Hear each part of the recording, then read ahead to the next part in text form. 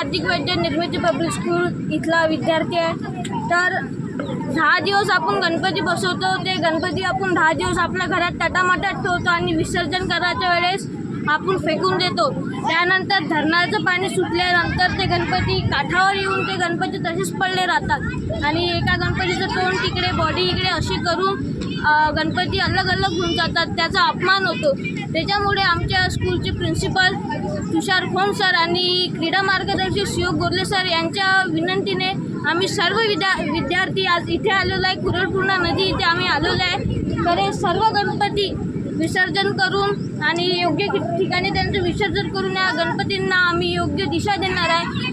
तर गणपती बाप्पा आपला दैवत आहे, प्रत्येक घरी प्रत्येक मंडळात त्याचा आदर असतो आणि ते शेवटल्या दिवशी असे तळावर पडले आहे। तर मी सर्वांना विनंती करतो, कृपया करून गणपती छोटा बसवला तर त्याला पण मातीचा बसवा, कारण POP प्लॅस्टरचे गणपती जे आहे ते लवकर मुरत नाही आणि त्यामुळे नदी भी प्रदूषित होते। मी सर्वांना विनंती करतो, चंद्रपूर नगरी एवं सर्व महाराष्ट्र राज्य यांना विनंती करतो की त्यांनी मातीचे गणपती बसवावे। धन्यवाद।